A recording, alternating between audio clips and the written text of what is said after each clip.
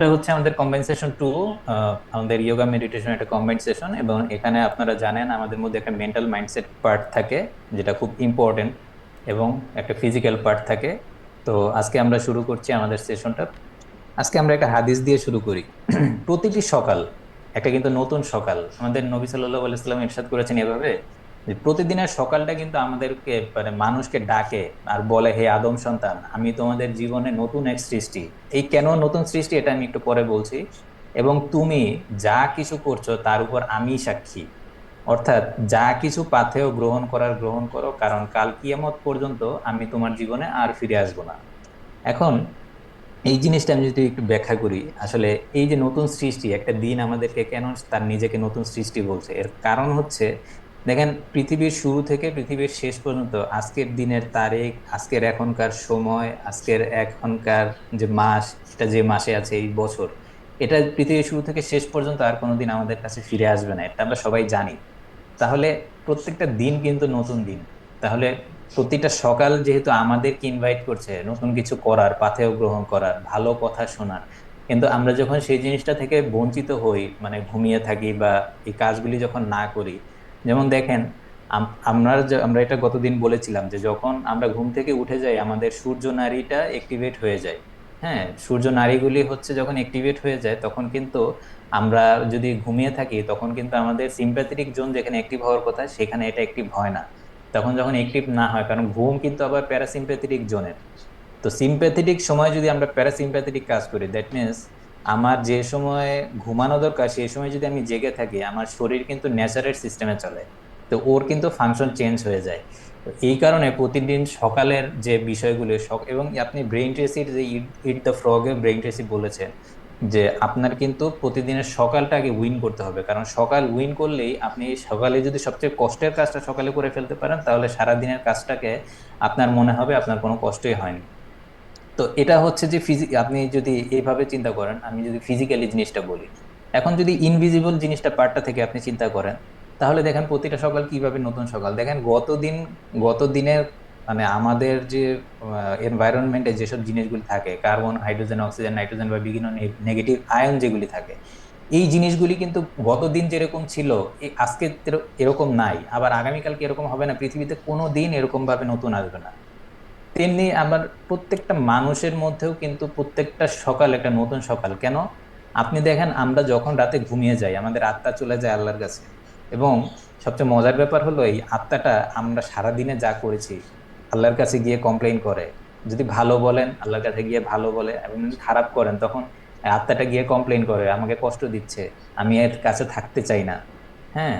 তো দেখেন প্রতিটা দিন সকালে কিন্তু আমাদের এজন্যই কিন্তু সকালটা আলহামদুলিল্লাহ দিয়ে শুরু করতে হয়, কারণ এখন এই পৃথিবীতে আজকে প্রায় 1.5 লক্ষ মানুষ এই পৃথিবীতে ঘুম থেকে আর ওঠেনি। তো আমরা ঘুম থেকে আল্লাহ যেহেতু জাগিয়ে তুলেছেন তার মানে আমাদের বিশাল একটা পারপাস আছে আল্লাহকে নিয়ে। সো আমাদের দিনটাকে সুন্দরভাবে ইউজ করতে হবে, সুন্দরভাবে উপভোগ করতে হবে। আমার এক মেন্টর একটা সুন্দর কথা বলেন যে জীবনকে আসলে যাপন করাটার মধ্যে কোনো সার্থকতা নেই, জীবনটাকে উদযাপন করার মধ্যে সার্থকতা আছে। আমার কাছে খুব ভালো লাগে কথাটা। আসলে দেখেন যে আপনি একটা দিন, এই দিনটাকে যদি আপনি উদযাপন করতে পারেন প্রতিটা মুহূর্তকে, তাহলেই কিন্তু আপনি এই দিনের শেষে আপনার কাছে মনে হবে যে না, খুব সুন্দর একটা দিন কাটিয়েছি। কিন্তু আমরা বেশিরভাগ মানুষই এই জিনিসটা থেকে আসলে বঞ্চিত হই, কারণ দিনটা আমরা শুরুই করি কিছু নেগেটিভ দিয়ে। কারণ আমি এই শুরুর দিনই একটা কথা বলেছিলাম যে ম্যাক্সওয়েল মর্সের একটা কথা, যে আপনার প্রতিদিন সকালে এবং প্রতিদিনের চিন্তা ভাবনায় 60% প্রভাব আছে গত দিনের কি আপনি ভেবেছেন, গত দিন কি আপনি চিন্তা করেছেন, এবং বাকি 20% আছে আগামীকালকে কি আপনি ভাববেন, আগামীকালকে কি আপনি করবেন, আগামীকাল নিয়ে আপনার দুশ্চিন্তা। এবং বাকি 20% আমরা প্রেজেন্ট থাকি। এই প্রেজেন্ট থেকেও কিন্তু আমরা অনেক দূরে চলে যাই যখন আমরা প্রেজেন্টটায় না থাকি, কারণ প্রেজেন্টটা আমি যে বলেছিলাম যে নাও ইজ মোর প্রেজেন্ট দেন নাও, তার মানে আপনার পৃথিবীতে সময় বলতে কিন্তু অ্যাকচুয়ালি কিছু নেই। কারণ এটা অনেকেই হয়তো এখানকার জানেন বোঝেন, সময় বলতে আসলেই কিছু নেই। কারণ আপনি যখন আপনার নাওতে পারফর্ম করছেন দেখবেন ওই নাওটাতে যদি আপনি ভালো পারফর্ম করেন তাহলে আমরা যেটাকে সাধারণভাবে ফিউচার বলি, ওই ফিউচারে আপনার পারফরমেন্সটা অটোমেটিক্যালি ভালো হয়ে যাবে। তো দেখেন প্রতিদিনের মধ্যে প্রতিটা মানুষও কিন্তু ইউনিক। এই যে আমরা ইউনিকনেস জিনিসটা কি আমরা এবার একটু ব্যাখ্যা করছি যে ইউনিকনেস জিনিসটা কি, যে আমরা সবাই জানি আমরা ইউনিক, বাট ইউনিকনেস জিনিসটা আসলে আমরা কেন নষ্ট করে ফেলি, কিভাবে আমরা ইউনিক হচ্ছি, সেই জিনিসগুলি আমরা একটু ডিসকাস করে নিচ্ছি। যখন আমি আমার সাথে কাউকে তুলনা করে যাই তখন কিন্তু আমাদের ইউনিকনেস আমাদের থেকে দূরে চলে যায়। কিন্তু কম্পারিজনটাই কিন্তু আপনার ইউনিকনেসের সবচেয়ে বড় সমস্যা, মানে শত্রু। কারণ আপনি যখন কারোর সাথে কম্পারিজনে চলে যাচ্ছেন, আপনি যখন অন্যের সাকসেসকে, এই যে সফলতাকে নিজের, অন্যের সফলতাকে নিজের ব্যর্থতা ভেবে ফেলছেন, তখনই আপনার ইউনিকনেস আপনার থেকে চলে যাচ্ছে। এই যে যখনই আমরা সোল এই যাত্রা থেকে দূরে চলে যাই, ইউনিকনেস আমাদের থেকে দূরে চলে যায়। যে আমাদের উদ্দেশ্য যদি পার্থিব হয় তাহলে কিন্তু আমরা ইউনিকনেস থাকতে পারবো না। মানে উদ্দেশ্যটা আমাদের আত্মিক উন্নয়ন হতে হবে, কারণ আত্মার বসবাসটা কিন্তু দেহ, এবং আপনার দেহটা কিন্তু সোলের নিবাস। তার মানে আপনার সোলটাকে হতে হবে, আপনার সোলটাই কিন্তু আপনি, আপনার নাম যেটা, এটা কিন্তু আপনার দেহের নাম না। আপনার নামটা হচ্ছে আপনার আত্মার নাম। বিবেকবান মানুষের বৈশিষ্ট্য, এখন বিবেকের কথাটা কেন আনলাম, কারণ হচ্ছে যে এই যে সচেতন ভাবে যে কথাগুলি আমরা নিচ্ছি, সচেতন ভাবে আমরা কথাগুলি বলছি, এই কথাগুলি বলা এবং কথাগুলি নেয়া, এই দুইটা মানে আমি যে সার্ভিস কথাগুলি বলছি এবং আপনারা যে রিসিভ করছেন, এই দুইটার মধ্যে একটা জিনিস থাকা লাগবে কমন, সেটা হচ্ছে বিবেক। কারণ যে আপনার যদি বিবেক জিনিসটা আমাদের যদি না থাকে, তাহলে আমাদের কিন্তু হার্ট যেটা, সেটা ওপেন হয় না। এবং আপনারা আমাদের গতদিন একটা আসন দেখেছেন, যে যেটাকে আমরা বলেছিলাম, ওই আসনটা যেটা করেছিলাম, সেই আসনটায় আমরা দেখেছি যে উষ্ট্রাসন যেটা, সেটা আমাদের কি হয়, হার্ট উন্মুক্ত হয়। এই আসনগুলি বেশি বেশি করলে আমাদের মানে হার্ট ওপেননেস বাড়ে। যখন হার্ট ওপেননেস বাড়ে তখন কি হয়, আপনার অন্তরে সত্যের আলো ঢুকতে পারে। না আমরা কি করি, আমাদের মানে মনকে বন্ধ করে রাখি, যে না আমি যা শিখেছি, আমি তার বাইরে আর কিছু শিখবো না। আমার আমার যদি কোনো ভুল হয়ে থাকে, আমি আমার টিচারদের ভুল দিব, আমি আমার বাবা মাকে ভুল দিব। এইভাবে একটা মাইন্ডসেট কিন্তু আমাদের মনের মধ্যে অটোমেটিক্যালি কেন জানে হয়ে থাকে, যে আমাকে যারা শিখেছে তারা ভুল শিখেছে, তো সমস্যা হলে আমার যদি কিছু হয় আমি তাদেরকে দেখিয়ে দিব। আসলে এই জন্যই কিন্তু মানুষের বিবেক দেওয়া হয়েছে, যে আপনার কিন্তু জানার সুযোগ ছিল। যেমন দেখেন, এখানে আমরা হয়তো 7-8 জন আছি, 10-11 জন আছি। তো আমরা এই কথাগুলি জানতে পারছি, বুঝতে পারছি। যেমন দেখেন, এই যে যে একটা খারাপ কাজের কথা যদি ধরেন, ধরেন একটা খারাপ কাজ, ধরেন একটা সিগারেট খাওয়া হোক বা কোনো একটা শারীরিক খারাপ কাজ হোক, সেই কাজগুলি আমরা যখন করি তখন কি হয়, মানে ওই আমরা জানি জিনিসটা খারাপ, তারপর আমরা জিনিসটা করি। এর কারণ কি, আমরা জ্ঞানটার সাথে বিবেকের মানে যে মিশ্রণ, সেটা আমরা করি না। দ্যাট মিনস এটাকে বলা হয় প্রজ্ঞা। প্রজ্ঞা জিনিসটা আমরা কোনো একদিন আলোচনা করব। খুব ভাস্ট একটা জিনিস এটা। কারণ এই যে লোকমান আলাইহিস ইসলামকে প্রজ্ঞা দেয়া হয়েছিল, এবং বলা হয়েছে যাকে প্রজ্ঞা দেয়া হয়েছে তাকে সবকিছু দেয়া হয়েছে, তাকে তার কোনো কিছু দরকার নেই। তো প্রজ্ঞা জিনিসটা এত ইম্পর্টেন্ট, এবং লোকমান আলাইহিস ইসলামকে কিন্তু নবুয়ত দিতে চাইতে, মানে নবুয়ত দেওয়ার কথা বলা হয়েছিল। তো লোকমান আলাইহিস ইসলাম বলেছিলেন যে এই নবুয়ত জিনিসটা কি মানে আমার নিতেই হবে নাকি অপশন আছে, মানে নাকি আমি চাইলে নাও নিতে পারি। তখন বলছে হ্যাঁ তুমি চাইলে নাও নিতে পারো। তখন উনি বলেছিলেন যে আমি নবুয়ত নিতে চাই না, আমি খালি প্রজ্ঞা চাই। প্রজ্ঞা জিনিসটা এত ইম্পর্টেন্ট। আর নবুয়ত জিনিসটা আসলে অনেক দায়িত্বের জিনিস, কারণ এটা দাওয়াতি কাজ, এবং এটা মানুষকে সৎ পথে সত্য কথা জানানোর কাজ, যেটা আসলে সাধারণত প্রজ্ঞাবান মানুষরা খুব অন্তর্মুখী হন। কিন্তু তারা যেটা পারেন, যেমন আমরা অনেকে ইন্ট্রোভার্ট আছি, আমরা মনে করি যে এটা আমার ব্যাড একটা গুণ। না, ইন্ট্রোভার্ট মানুষের প্রজ্ঞা লেভেল অনেক হাই থাকে। প্রজ্ঞার টোটাল 10টা ধাপ আছে, এর মধ্যে একটা ধাপ হচ্ছে মৌনতা। এটা নিয়ে আমি নেক্সট সেশনে এই জিনিসটা নিয়ে আলোচনা করবো, খুব মজার একটা বিষয়। তো আর তারা হচ্ছে দ্রুত বিচারক নন। দেখেন, নন জাজমেন্টাল বিষয়টা কিন্তু বিবেকবান মানুষদের একটা কমন বৈশিষ্ট্য। একটা মানুষের শুরু থেকে শেষ পর্যন্ত আপনি যখন শুনবেন, তখন কিন্তু আপনি দেখবেন যে এই পৃথিবীর প্রত্যেকটা মানুষ ঠিক আছে, কেউ ভুল করছে না। যেমন দেখেন, আমি এটা মানে আমার কলিগদের বা আমার যারা মেন্টি থাকে তাদের সবাইকেই বলি, যে আপনি যদি একজন গুড লেভেলের মেডিটেটর হন, আপনি কোনোদিন কারো ভুল ধরবেন না। বিকজ আপনার কাছে যেই জিনিসটা বেঠিক মনে হচ্ছে, তার কাছে ওই জিনিসটাই সঠিক মনে হচ্ছে, এবং তার কাছে ওই জিনিসটা সঠিক মনে হয়েছে দেখেই সে এটা পারফর্ম করেছে, আদারওয়াইজ সে এটা পারফর্ম করতো না। তাহলে আপনার বিবেকবান মানুষ হওয়াটা আমাদের প্রত্যেকটা মানুষের জন্য খুব দরকার। কারণ আমি যদি বিবেকবান হই, আমি যদি, তাহলে আমি নিজেকে জানতে পারবো। আর আমি যখন নিজেকে জানতে পারবো, তখন আমি আর একজনকে জানতে পারার জন্য আমার হৃদয়টা উন্মুক্ত হয়ে থাকবে। তো কিভাবে আমরা ইউনিক, সেটা নিয়ে একটু চিন্তা করি আসেন। মানে আমরা আমাদের বায়োলজিক্যাল দিক থেকে একটু চিন্তা করি। আমাদের ব্রেইনে নিউরন সেলের সংখ্যা টোটাল 100 বিলিয়ন। এই জায়গাটায় আমরা সবাই কমন, আমরা সবাই এতটুকু সেল নিয়ে জন্মগ্রহণ করি। এখন নিউরাল কানেক্টিভিটি বা সিনাপসের সংখ্যা ব্যক্তিভেদে ভিন্ন। তার কারণ কি, ডাইনামিক কানেকশন। আমি কতটা কানেকশন করতে পারলাম, কতটা নিউরন সেলের সাথে, কতটা সেলের সাথে। যেমন কিছু কিছু নিউরন সেল 2 লক্ষ নিউরন সেলের সাথে কানেক্টেড। মানে কি পরিমাণ মানে ব্রেনের ইউজ করা হয়। তো এটা ব্যক্তিগত ভেদে ভিন্ন, আমি কতটুকু ডিসিশন নিচ্ছি এটার উপর ডিপেন্ড করবে যে আমার নিউরাল সেলের কানেক্টিভিটি বা সিনাপসের নাম্বার অফ সিনাপস কত। সো আবার সবার কিন্তু ঘুমের প্যাটার্ন এক নয়। এখন ঘুমের প্যাটার্নটা কেন এখানে এনেছি ইউনিকনেস বোঝাতে, দেখেন আপনারা জানেন আমরা এক একজন এক এক মানে টাইম মেনটেন করে ঘুমাই। এখন আমাদের মস্তিষ্কে 2 ধরনের সেল থাকে, একটা নিউরন সেল, একটা গ্যালিয়াল সেল। নিউরন সেলের এগেনস্টে প্রতিটা নিউরন সেলের এগেনস্টে 10টা করে গ্যালিয়াল সেল থাকে। আপনারা অনেকে এটা জানেন। তো 10টা করে গ্যালিয়াল সেল থাকে। এই গ্যালিয়াল সেলের কাজগুলি কি? এই যে আমরা যখন রাতে ঘুমাই তখন আমাদের ওই যে এমিনার্জিক নিউরনগুলি ঘুমায়। হ্যাঁ, ওরাই শুধু রেস্ট নেয়। অনেকগুলি নিউরন আছে, অনেকগুলি ভাগ আছে। তো এই অ্যামিনার্জিক নিউরন সেলগুলি শুধুমাত্র রেস্ট নেয়, আর এই অ্যামিনার্জিক নিউরন সেলগুলোকে বা অন্যান্য নিউরন সেলগুলোকে এই যে গ্যালিয়াল সেল, ওরা হচ্ছে যে সৈন্যর মতো। এটা যদি আমি আপনাকে এভাবে বুঝাই, আপনারা রেসিং কার দেখেছেন, কার রেস দেখেছেন? তো ওখানে যখন কোনো একটা জায়গায় ওখানে কিন্তু দলে দলে মানুষ থাকে, 10 জন 10 জন করে মানুষ থাকে। কোথাও যদি অ্যাক্সিডেন্ট হয় তাহলে ওইখানে যে মানে গ্রুপটা আছে ওরা এসে ওখানে মেনটেনেন্স করে, ওরে আবার মানে চালু করে দেয়। তো গ্যালিয়াল সেলের কাজটা এরকম, রাতে যখন ঘুমায় তখন ওরা হচ্ছে ওই যে রেস্টে চলে যায়। তো ওই রেস্টে যাওয়ার সময় তখন হচ্ছে এই গ্যালিয়াল সেলগুলি এসে একে মেনটেনেন্স করে পরের দিনের জন্য তৈরি হওয়ার জন্য।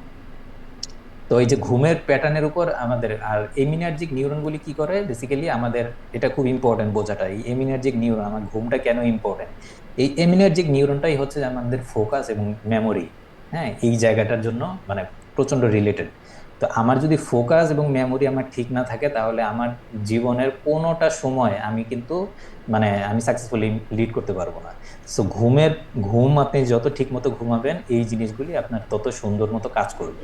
তো প্রতি সেকেন্ডে দেখেন আমাদের 1 লক্ষ থেকে 10 লক্ষ কেমিক্যাল রিয়াকশন ঘটে। এবং মজার ব্যাপার হচ্ছে আপনারা জানেন অনেকেই যে আমাদের ব্রেন এন্ডোমরফিন তৈরি করতে পারে, এন্ডোরফিন তৈরি করতে পারে। এবং এন্ডোরফিন হলো endogenous morphine, that means pain killer. তার মানে আপনার ব্রেন, আপনার শরীরের কোনো ব্যথা যদি হয়, যেমন একজন ইয়োগা প্র্যাকটিশনার বা একজন মেডিটেটরের কেন শরীর সাধারণত তারা এত বছর লাইফ লিড করে কেন? আমরা 200-250 বছরের ঘটনা শুনেছি একটা যোগীর, লিচিং ইউয়েন, চাইনিজ একজন যোগীর 200-250 বছরের ঘটনা শুনেছি। তো এটা কেন হয়? কারণ আপনার সুস্থতার জন্য সবচেয়ে বড় উপায় হচ্ছে প্রথমে সুস্থ থাকা। তো প্রথমে সুস্থ থাকতে হলে কি আপনার এই কেমিক্যাল রিয়েকশনগুলি ঠিক রাখতে হবে। এখন আপনার এন্ডোজেনাস মরফিনটা কি? ওরা হচ্ছে পেইন কিলার। তা আপনার শরীরে যখন কোনো ব্যথা হচ্ছে তখন এন্ডোজেনাস মরফিনগুলো কি করছে? আপনার পেইনটা কিল করে দিচ্ছে। তখন কি হচ্ছে যে আপনার এই যে শরীরের মধ্যে আপনার অনুভূতির মধ্যে খারাপ কোনো অনুভূতি আসছে না। আর যখন আপনি কন্টিনিউয়াস সেরোটোনিন মানে আপনার সিক্রেশন হবে, মানে আপনি সবসময় একটা সুখের অনুভূতিতে থাকবেন। আর এই সুখের অনুভূতিতে থাকলেই একটা সুখের অনুভূতি আরেকটা সুখের অনুভূতিতে অ্যাট্রাক্ট করে, আরেকটাকে করে, এভাবে করতে করতে দেখবেন দিন শেষে আপনি একটা মালা গাঁথার মতো একদম শুরু থেকে শেষ পর্যন্ত আপনি দারুণ একটা ভাইব্রেশনে আপনি আপনার লাইফটা লিড করলেন, একটা দিন লিড করলেন। এবং দিন শেষে কিন্তু একটা ভুল করবেন না, দিন শেষে সবাই নিজেকে থ্যাংক ইউ বলবেন এবং নিজেকে প্রেইজ করবেন। কারণ ওই জিনিসটা, ওই থ্যাংক ইউটা ব্রেন সারা রাত ধরে মানে আপনার সাবকনসিয়াসটা কাজ করতে থাকে পরের দিনের জন্য। ও চায় যে আমাকে বস থ্যাংক ইউ দিয়েছে, আমি কালকে আরো এমন সুন্দরভাবে পারফর্ম করবো, বস আমাকে আরো থ্যাংক ইউ দিবে।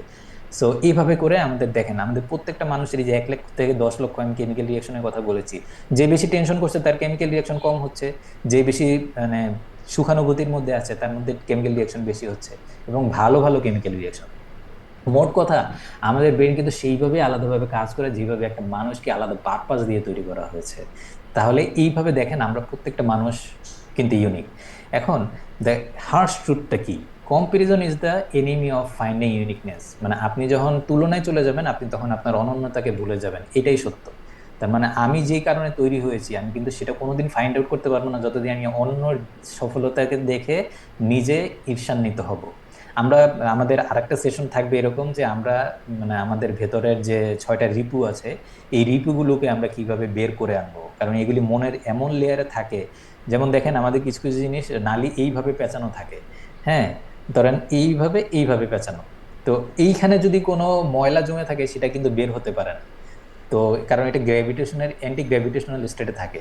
তখন হচ্ছে কি ওই এই জিনিসগুলি হচ্ছে যে আপনার এনার্জি, আপনাকে ওই যে যেটা আমি গতদিন বলেছিলাম যে আপনার ওই যে নাড়ি দিয়ে যে শক্তি প্রবাহ করে এই জিনিসগুলোকে বের করতে হয়। হ্যাঁ, যেমন আমি একটা সিম্পল জিনিস যদি বলি, ভয়।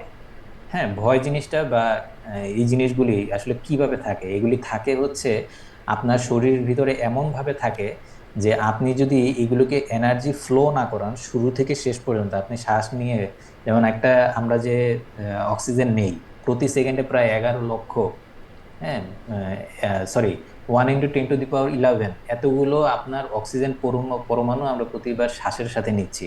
হ্যাঁ, প্রতিটা শ্বাসের সাথে নিচ্ছে, তো এইগুলি নিয়ে নিয়ে কি করা হয়, অক্সিজেনগুলি আমার কিন্তু দমে কনভার্ট হয়, দমে কনভার্ট হয়ে এই যে এই জায়গাগুলিতে এনার্জি ফ্লো লাইনে গিয়ে আমার সব কিছু এগুলি ক্লিন করে দেয়। এজন্য স্লো অ্যান্ড ডিপ ব্রিদিংটা খুব ইম্পর্টেন্ট। অ্যাজ আমরা ওই যে কম্পেয়ারিং, এই যে আমি এখানে একটা কথা বলেছি, একটা কম্পেয়ারিং মন কিন্তু সবসময় একটা আনগ্রেটফুল মাইন্ড। তার মানে এটা আল্লাহ বলেছেন যে তুমি আমার প্রতি কৃতজ্ঞ না হলে আমি কিন্তু, মানে তুমি যদি আমার প্রতি কৃতজ্ঞ হয় আমি তোমাকে আরো বাড়িয়ে দিব, যদি কৃতজ্ঞ না হয় তাহলে যা আছে তাও নিয়ে যাবে। ব্যাপারটা কিন্তু এরকম। এজন্য আমাদের কম্পারিজনে কখনোই আমরা যাব না। আচ্ছা, এখন আমি বলছি যে আমরা কেন এই ডিসকাশনটা করছি। এখন ডিসকাশনের বিষয়টা হচ্ছে এখন এই কারণে আমরা করছি, তার কারণ হচ্ছে কানেক্টিভিটি উইথ দ্য সোল। যেমন দেখেন, আমি এখানে একটা কথা বলেছি যে মানে আপনি যখন আপনার সোল থেকে কানেক্ট হবেন, এখন আমরা অনেকে এই জিনিসটা বুঝতে পারি না যে অ্যাকচুয়ালি মাইন্ড, এই যে ইয়োগা একটা কথা বলে যে মাইন্ড, বডি অ্যান্ড সোল, এই তিনটার কানেক্টিভিটি, তিনটার অ্যালাইনমেন্ট, এই অ্যালাইনমেন্টটা কি? অ্যালাইনমেন্টটা জাস্ট কিছু না, আপনি জাস্ট সোল থেকে পারফর্ম করবেন, এইটাই হচ্ছে অ্যালাইনমেন্ট। আমাদের মন থাকে একদিকে বাইরে, আমাদের সোলটা থাকে ভিতরে, আর আমাদের দেহটা পারফর্ম করে আমাদের মনের রেসপেক্টে, কারণ মনটা কিন্তু আবার দেহের পরিচালক। এখন যারা আপনার যোগী বা যারা মেডিটেটর বা যারা মানে এনলাইটেনমেন্ট স্টেজের মানুষ, তারা বেসিক্যালি কি করছেন, তারা বেসিক্যালি সোলকে তাদের ডাইরেক্টর বানাচ্ছেন। মানে আমাদের মন, মন যেহেতু আমাদের শরীরটাকে ডাইরেক্ট করে, ও যেহেতু আমাদের শরীরটাকে ডিরেক্ট করে যে তুমি এইটা করো, এটা করো, এটা করো, আমরা আমাদের শরীর ওইটাই ফলো করে, তাহলে আমাদের সোলটাকে কেন ডাইরেক্টর বানানো যাবে না? জাস্ট মেডিটেটররা এই কাজটাই করে। আপনি আপনার সোলটাকে আপনার ডাইরেক্টর বানিয়ে দেন, এবং সোল কিন্তু ট্রু, সত্য, ও কিন্তু কখনো ওকে আপনি কলুষিত করতে পারবেন না। ওর উপরে আপনি অনেকগুলি লেয়ার পেঁচাতে পারবেন, ঠিক আছে, যে না আমি তোমার থেকে দূরে চলে যাব, আমি তোমার থেকে দূরে সরে গেছি, বা তুমি, সোল আপনার থেকে দূরে সরে যেতে পারে, কিন্তু ওকে আপনি ইম্পিওর করতে পারবেন না, কারণ বিকজ এই একটা জিনিস আল্লাহর তরফ থেকে সরাসরি মানুষের কাছে এসেছে এবং এটা আল্লাহর অর্ডার। এখন দেখেন, আপনার এই যে আমি কি মানে, কি কি মানে হচ্ছে নো ইটার্নাল ইউ, রাইট? এখন ইটার্নাল মানে কি, আপনি আপনার জীবনের শুরু থেকে শেষ পর্যন্ত যদি আপনার লাইফটা হিসাব করেন, তাহলে এই যে ইটার্নাল জার্নিটায়, এই ইটার্নাল জার্নিটা কার? আপনার দেহের না কিন্তু, আপনার আত্মার, রাইট? এখন এই আত্মা জিনিসটা যদি আপনি একটা গ্রাফের মধ্যে আঁকেন, যে আত্মার জার্নিটা, তাহলে soul always in the 0 point. আমি আবার একটু কথাটা রিপিট করছি, এটা একটু সবাই একটু ডিপ মাইন্ডে বোঝার চেষ্টা করেন। আমাদের পৃথিবীতে আসার আগে আমরা একটা জায়গায় ছিলাম, পৃথিবী থেকে যাওয়ার পরে আমরা আরো একটা জায়গায় থাকবো। তাহলে আমার জন্ম বা আমার আত্মার, মানে আমার যে নাম, এই নামের জন্মটা কখন? এই নামের জন্ম কিন্তু আমার সোলটা যখন তৈরি হয়েছে। তাহলে এই যে সোল, এই সোলের যদি আমি আমার একটা ট্র্যাজেক্টরি করি, ফাইন্ড আউট করি, আমার 10 মিনিটের মধ্যে শেষ হয়ে যাবে, শেষ হয়ে গেলে আমরা আবার 10 মিনিট পরে ইনশাল্লাহ জয়েন করবো, আমাদের লিঙ্ক ওটাই থাকবে। তো এই যে ট্র্যাজেক্টরি যদি আমি হিসাব করি, তাহলে আমার soul always in the 0 point. তাহলে একটা সোল যদি 0 পয়েন্টে থাকে এবং সোল যদি আপনার ডাইরেক্টর হয়ে যায়, তাহলে দেখেন যে আপনি যা কিছু পারফর্ম করতেছেন সোল থেকে পারফর্ম করতেছেন। সোল থেকে যখন পারফর্ম করবেন, সোল যেহেতু ট্রু, আপনার আত্মা যেহেতু সত্য, সত্য আলো নিয়ে ও আছে, তাহলে ওকে দিয়ে যদি আপনি পারফর্ম করতে পারবেন, আপনি কিন্তু কোনো খারাপ কাজ করতে পারবেন না। এখন আপনার কাছে মনে হতে পারে যে আমি যদি সোল থেকে পারফর্ম করি আর একটা মানুষ তো নেগেটিভ, সে তো আমাকে কষ্ট দিবে, কিন্তু আপনি যদি সোল থেকে পারফর্ম করেন না, ওই কষ্টটাকে আপনার কষ্ট মনে হবে না, ওই কষ্টটাকে আপনার স্টেপিং স্টোন মনে হবে। এরকম যত বেশি কষ্ট, আমি এই যে আপনাদের একটা কথা বলেছি, মানে আমি বইতেও আমি কথাটা লিখেছি, যে দেখেন, আপনার কাছে যদি 1 ফিটের একটা প্রবলেম আসে, আপনি যদি এই প্রবলেমটা উতরে যান, আপনি কিন্তু 1 ফিট উতরে গেলেন। আর আপনার কাছে যদি একটা প্রবলেম আসে পাহাড় সমান, এবং এই পাহাড় সমান প্রবলেমটা যদি আপনি উতরে যান, আপনি কিন্তু পাহাড় সমান জাম্প করলেন। That's the power. সো আমাদের কানেক্টিভিটিটা, এই যে এই আলোচনাগুলি হচ্ছে যে আমাদের সোলের সাথে কানেক্টিভিটি। এবং আপনি দেখবেন যে আপনার এই ভালো কথাগুলি আপনার শরীরে ভালো নাও লাগতে পারে, আপনার মনে ভালো না লাগতে পারে, বাট আপনার সোলে ভালো লাগে, ঠিক আছে?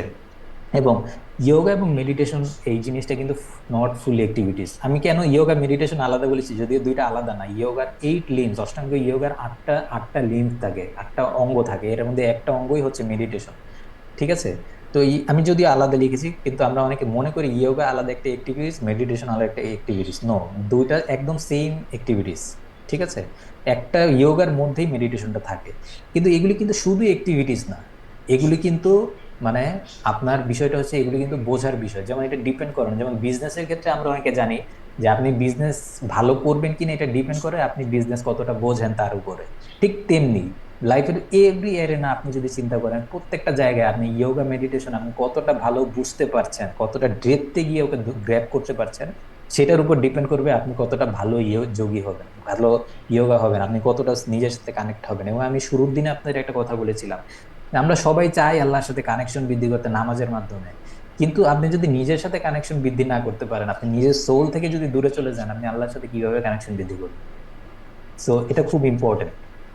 তাহলে আসুন আজকে আমরা শ্বাসের ব্যায়াম করি। আমরা আর 7 মিনিট সময় আছে, আমরা শ্বাসের ব্যায়ামটা করি।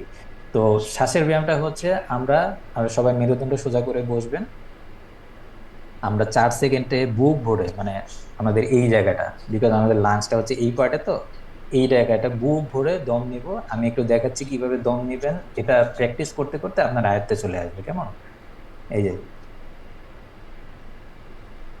এই যে, এইখানে আপনি স্টেবল। ঠিক আছে, আপনি বুক ভরে দম নিতে হবে, কারণ কি আমাদের প্রত্যেকটা অ্যালভিউলাইতে বায়ুথলি থাকে, অ্যালভিউলাইতে আপনার বাতাসটা ভরতে হবে। এই বুক ভরে যখন আপনি দম দিবেন, 2 সেকেন্ড আপনি দম ধরে রাখবেন। এই সময় হচ্ছে এই ভিতর থেকে কার্বন ডাইঅক্সাইড গুলিও নিয়ে আসবে, তারপরে 6 সেকেন্ডে আপনার শ্বাসনালী থেকে দমটা, ওই কার্বন ডাইঅক্সাইডটা বের করে দিবেন। ঠিক আছে, তো এভাবে আমরা 20 বার করব। আমাদের হাতে 6 মিনিট 35 সেকেন্ড সময় আছে, সবাই সুন্দর করে বসে যান ইনশাল্লাহ। শুরু করছি। আমরা নাক দিয়ে 4 সেকেন্ডে দম নিন। 1, 2, 3, 4। 2 সেকেন্ডে দম হোল্ড রাখুন, আর 6 সেকেন্ডে ছাড়ুন। 1, 2, 3, 4, 5, 6। আবার নাক দিয়ে 4 সেকেন্ডে দম। 1, 2, 3, 4। 2 সেকেন্ড হোল্ড, 6 সেকেন্ডে ছাড়বেন। 1, 2, 3, 4, 5, 6। কন্টিনিউ করুন।